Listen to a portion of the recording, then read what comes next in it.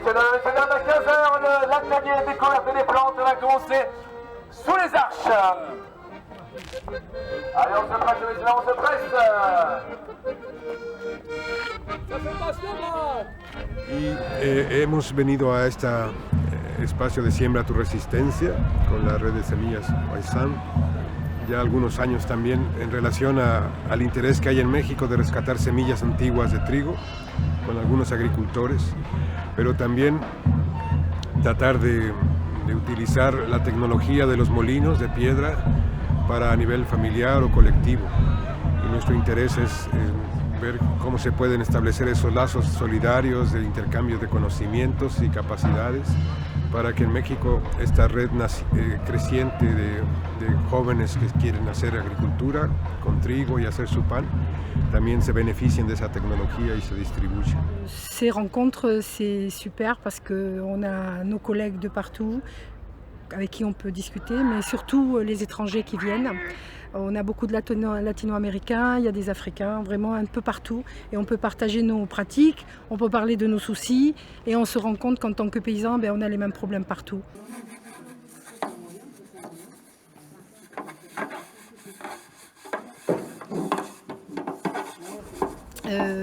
Je pense que cet engagement, il va être de longue durée. On est parti sur plusieurs années avec le réseau de semences paysannes, de continuer à travailler, de partager, d'échanger des semences et d'être toujours, si on peut aider, et dans le partage. Donc voilà. Je finis comme ça, et là où je vais l'allonger. En ressemblant un peu à l'escargot de Julie Bertrand. Un petit peu, ouais, un peu, mais moins, enfin voilà, okay. Avec un peu des... Et là je la prends comme ça pour mettre dans le moule en fait, pour faire une petite vrille pour pas que ça ouvre en... Ah ouais, tu vrilles. Okay. Je vrille. C'est la baguette torsadée quoi. Ouais, pour pas que ça ouvre au milieu, en fait ça fasse deux grosses parties. Comme un... Parce que tu la grignes pas? Non, je ne grille pas ceux-là.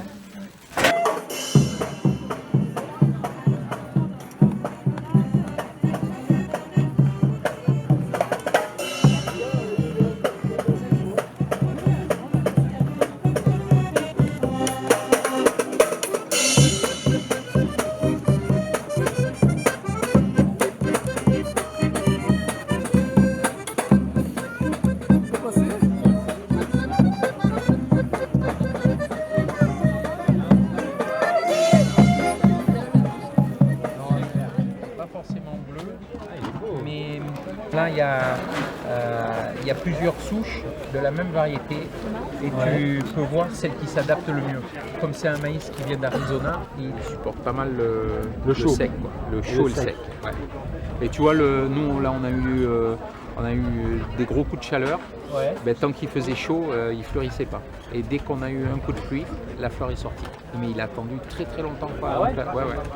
Et ça, c'est des résistances qu'il a. C'est une salade qui n'aime pas la chaleur.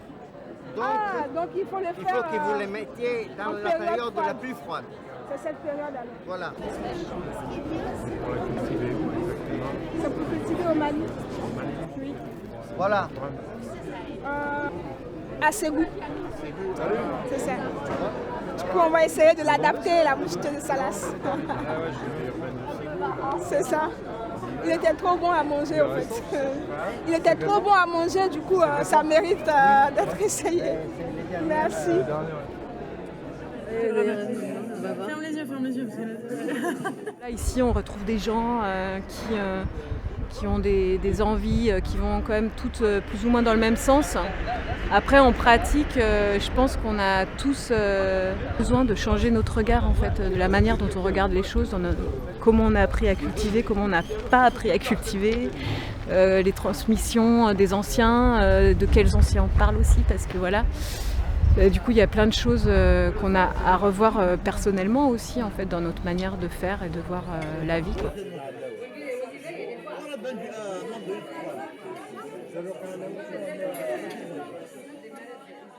Ce matin, j'ai pu faire l'atelier, plutôt la conférence sur l'agriculture synanthropique. C'est donc un Brésilien qui nous a expliqué un peu ce qu'il faisait, lui, au Portugal et au Brésil.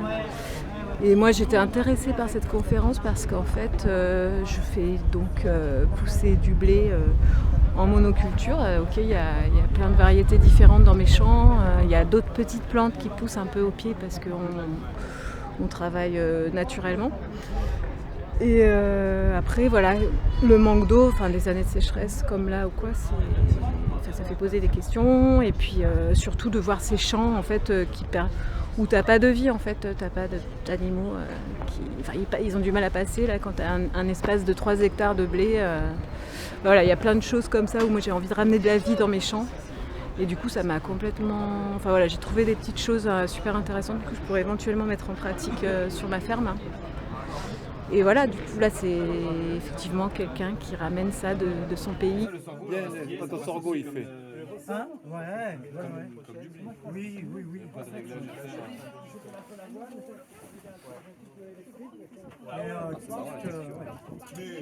Nous, alors comment on fait un peu... Moi je trouve que c'est un peu terreux. Oui, c'est pas juste la texture. Ah oui, c'est et la texture et le goût. Et un peu amer. Un peu amer.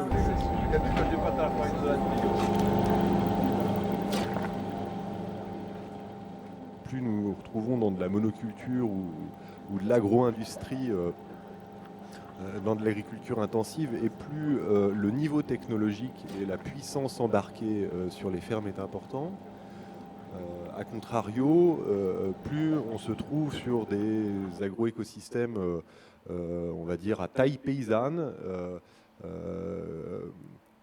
diversifiés, où à la fois les cultures et les élevages sont diversifiés et conservent tout le sens de ce que c'est que d'être paysan, et plus les technologies sont plutôt simples ou frugales de conception et s'appuient sur les savoirs et savoir-faire paysans.